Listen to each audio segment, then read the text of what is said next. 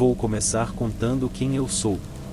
Sou caminhoneiro, faço isso há muito tempo e adoro. Mas tenho que dizer que, na outra noite, tive uma das primeiras experiências negativas desde que comecei a dirigir há muito tempo. E isso nem aconteceu na estrada. Eu esperava conseguir passar por Ohio antes de precisar parar para descansar, mas peguei um trânsito muito ruim e acabei ficando quase parado várias vezes, por causa de acidentes ou obras. Decidi parar nesse ponto de descanso infernal por volta das 21 horas. Achei que poderia estar de volta à estrada por volta das 4 horas da manhã, quando a estrada estaria mais tranquila. Esse ponto de descanso fica no lado norte da US 23 e está a poucos quilômetros de uma pequena cidade chamada Carr, Ohio, um lugar tão pequeno que, se você piscar enquanto dirige, vai perder. A cidade grande mais próxima é Findlay. Escolhi esse ponto de descanso porque, mesmo sendo uma rodovia principal, o tráfego parecia leve, então o barulho seria menor. Entrei e me acomodei na área de estacionamento designada para caminhões. Estacionei próximo à calçada, já que o estacionamento estava vazio, e não usei uma vaga oficial porque pensei que, dessa forma, poderia simplesmente sair direto quando quisesse voltar à estrada. Estacionei o caminhão reto como uma flecha, perfeitamente paralelo à calçada. Estou te contando isso para mais tarde. Esse ponto de descanso não fica no meio da floresta, mas tem uma bela área arborizada atrás dele. Usei as instalações, aproveitei o ar fresco, jantei do lado de fora e depois me preparei para dormir enquanto o sol se punha. O céu alaranjado realmente estava lindo naquela noite. Preparei meu beliche e me deitei para fazer uma leitura leve antes de apagar as luzes. Agora, nós, caminhoneiros, deixamos o motor funcionando durante a noite enquanto dormimos, por uma série de razões. A mais óbvia é o controle de temperatura. Imagine tentar dormir em um veículo no verão, especialmente se um motorista tentar dormir durante o dia, quando está fazendo 32 graus Celsius lá fora. Outra grande razão é que o motor funcionando é como ruído branco para alguns motoristas, ajudando-os a dormir. Eu conheço caras que, quando estão em casa, têm dificuldade de dormir sem o som do motor funcionando. Também há algumas razões logísticas relacionadas ao motor e à mecânica, mas não preciso entrar nesses detalhes. O importante é que meu motor estava ligado quando fui dormir. Isso é outro ponto importante. Acordei com meu caminhão balançando, pensando que era um terremoto. Também ouvi o que agora percebo que era um som de metal raspando, além de algo que soava como pneus chiando no concreto, como quando alguém freia bruscamente. Só que não era tão intenso e durou apenas alguns segundos. O tremor também durou apenas alguns segundos, mas parecia mais longo. Olhei para o relógio, eram 2h30 da manhã. Eu tinha apagado de sono. Eu não dormia tão bem há muito tempo, então, claro, algo idiota como um terremoto em Ohio tinha que me acordar. Além disso, percebi outra coisa assim que acordei, estava com calor, minha camiseta tinha pequenas manchas de suor e eu sentia gotas de suor na testa. Foi aí que percebi que meu motor estava desligado. Estava completamente silencioso na cabine, o que é algo muito raro. Isso é raro porque, além de o motor estar ligado 99% das vezes, também não havia nenhum outro tráfego passando pela rodovia. Fui para a frente da cabine e olhei pela janela do passageiro. Eu tinha o lugar todo para mim. Normalmente isso seria bom, mas em apenas alguns minutos eu desejaria que houvesse alguém ali comigo. Saí para verificar se estava tudo bem com o caminhão depois do que parecia ter sido um terremoto. Havia uma leve brisa que era agradável. Havia postes de luz no estacionamento, mas não iluminavam muito. Olhei em volta do caminhão e parecia tudo em ordem. Pensei por um segundo que talvez o tremor tivesse de alguma forma desligado o motor, mas então percebi que, pelo jeito que eu estava suando, o motor devia ter desligado muito antes, já que o tremor tinha acabado de acontecer. Deixei isso de lado, pensando que qualquer que fosse o problema, eu reiniciaria o motor, dormiria mais um pouco e depois voltaria para a estrada. Se ele desligasse de novo, talvez eu o levasse para ser consertado em Findlay, se fosse preciso. Dei uma alongada ao lado da porta do passageiro, me preparando para voltar para dentro, quando percebi algo que me fez dizer mais que diabos, em voz alta, para ninguém. Meu trailer estava torto. Fui investigar, e o filho da mãe estava mesmo torto, talvez uns 10 graus, mas estava fora de alinhamento. Lembra que te falei que estacionei perfeitamente alinhado? Olhei para ele e encontrei a origem não só do tremor, mas também dos sons. Havia marcas de pneus novas no concreto, onde o trailer tinha sido originalmente estacionado. A melhor maneira de descrever isso é que meu trailer, de alguma forma, deslizou alguns metros para a direita. O som de pneus chiando era dos pneus do meu trailer se movendo de lado, e o som de metal rangendo vinha da conexão entre o trailer e o caminhão. Foi nesse ponto que percebi o que estava deduzindo na minha cabeça. Algo empurrou a traseira do meu trailer alguns metros para a direita. Como, em nome de Deus, isso poderia acontecer? Eu não conseguia pensar em nenhum animal, exceto um elefante ou um rinoceronte, que tivesse força suficiente para mover um semi-reboque só de encostar nele. E, mesmo assim, não havia sinais de força ou colisão, como se algo tivesse batido para movê-lo.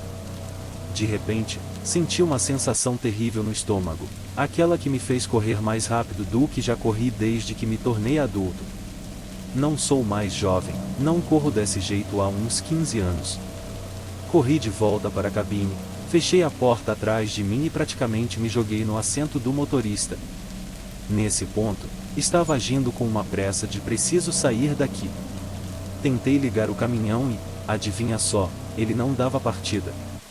Por mais que parecesse que queria pegar, o motor simplesmente não ligava. Normalmente, eu ficaria irritado com isso, porque algo assim poderia realmente atrasar minha entrega, mas dessa vez eu nem estava pensando nisso. Não conseguia me livrar da sensação ruim de que precisava sair dali. Algo chamou minha atenção perto do prédio. Não consegui distinguir se era uma pessoa ou um animal, pois a iluminação era fraca. Eu esperava que fosse um animal, já que não havia outros carros por perto, e eu não queria nem pensar na ideia de algum cara rondando um ponto de descanso à beira da estrada no meio da noite. Não estou aqui para brincar com isso. Parecia que, de alguma forma, aquilo sabia que eu tinha notado sua presença, porque assim que tentei focar meus olhos, aquilo se moveu, e rápido. Certifiquei-me de que as portas estavam trancadas. Nesse ponto, eu estava olhando para fora, tentando ver algo, quando percebi outro movimento, bem em frente ao meu caminhão. Algo se mexeu e rapidamente saiu correndo, e eu pude ouvir seus passos. Pensei comigo mesmo, ok, se é algum tipo de lobo ou algo assim, estou seguro aqui dentro. Mas mal tive tempo de terminar o pensamento, e ouvi um leve som na capota da cabine, como se algo tivesse batido suavemente lá em cima. Isso foi seguido por algo que parecia passos lentos. Não eram pesados, mas definitivamente eram audíveis. De jeito nenhum aquilo era um lobo.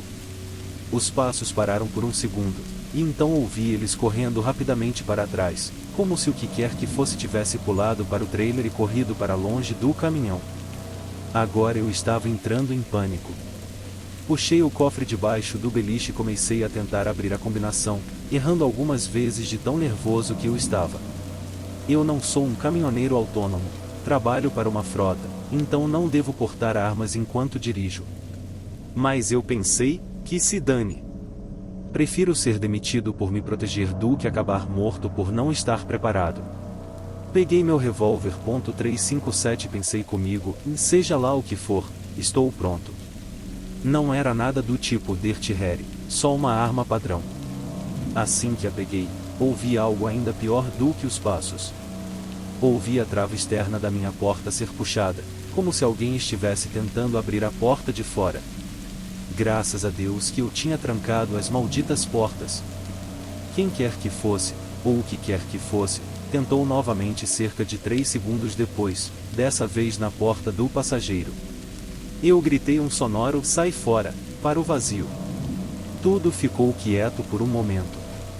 Tomei coragem para olhar para fora e percebi que havia mais de uma coisa lá fora. Vi pelo menos 2 movimentos rápidos.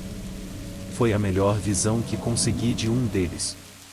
Era completamente branco, como alabastro, e estava de pé, como se fosse humanoide. mas desapareceu rápido, como um borrão branco. Peguei meu celular, sem saber para quem ligar. Liguei para meu supervisor, sabendo muito bem que ele não atenderia naquela hora da noite. Deixei uma mensagem de voz frenética, dizendo que estava preso e que havia alguém ou algo comigo. Tenho certeza de que não fez o menor sentido.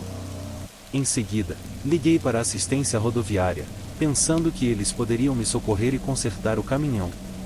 A atendente me disse que havia acionado o técnico de plantão e que me ligaria quando ele estivesse na linha. Boa sorte. Ele provavelmente só retornaria em umas 5 horas. Eu estava ali, ajoelhado entre a cabine e o beliche, me perguntando o que deveria fazer, quando ouvi outro som.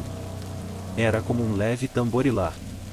Demorei um pouco para entender como descrevê-lo, mas se você bater com os 2 primeiros dedos da mão, índice e médio, em uma mesa alternadamente, esse é o som que parecia. O barulho ocorria em diferentes intervalos, e às vezes devagar, às vezes rápido. E vinha de diferentes áreas ao redor do meu caminhão. Pensei comigo, é quase como se o que quer que estivesse lá fora estivesse se comunicando. Tentei ligar o caminhão novamente. Ele quase pegou, e eu pensei que estava livre. Mas não ligou. Eu estava no assento do motorista, xingando e batendo no volante, como se isso fosse resolver o problema. Foi quando ouvi um forte barulho atrás do caminhão, e de repente, meu caminhão se moveu violentamente para frente. Ele só avançou uns 90 centímetros antes que eu apertasse os freios com toda a força. Ainda com os freios pressionados, o caminhão começou a se mover lentamente de novo, quase gentilmente, como se estivesse sendo empurrado. Podia ouvir os pneus rangendo no asfalto enquanto movíamos uns 6 metros antes de parar. Eu corri de volta para o beliche e me abaixei. Depois de alguns minutos, ouvi novamente passos no teto, seguidos por um tipo de grito. Era um som áspero e de tom baixo, como um tipo de tosse prolongada, mas que durava tempo demais para ser uma tosse normal.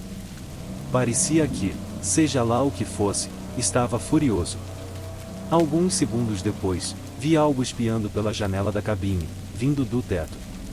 Era careca, e parecia ter a forma de uma cabeça humana, mas não havia como aquilo ser humano.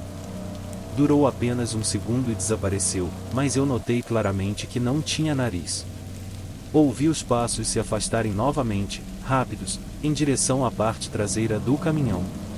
Eu sabia, com certeza, que havia mais de uma dessas coisas, porque ao mesmo tempo que os passos sumiam, ouvi outra tentativa de abrir a porta do lado do motorista. Depois de mais alguns tamborilares e tentativas de comunicação, tudo ficou em silêncio. Olhei para o relógio do celular. Eram 3h10 da manhã. Tinha-se passado 40 minutos, mas parecia que tinham sido 40 horas. Fiquei ali, agarrado à minha arma, encolhido no beliche, por mais 45 minutos, ouvindo e esperando qualquer som. Estava tudo quieto. Eu tinha medo de tentar ligar o caminhão de novo. Se eles realmente tivessem ido embora, poderiam voltar. Agora já passava das 4h15, e os carros começavam a passar pela estrada com mais frequência. Eu queria poder sinalizar para alguém, alertar para que ninguém parasse ali, mas não havia como sair do caminhão. Esperei um pouco mais, quando vi o sol começando a surgir no horizonte, decidi tentar ligar o caminhão de novo. A primeira tentativa foi quase igual às outras, mas na última vez, ele pegou. Eu nunca senti tanto alívio em minha vida.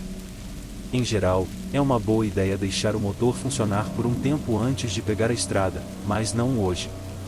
Não hoje. Eu estava fora dali.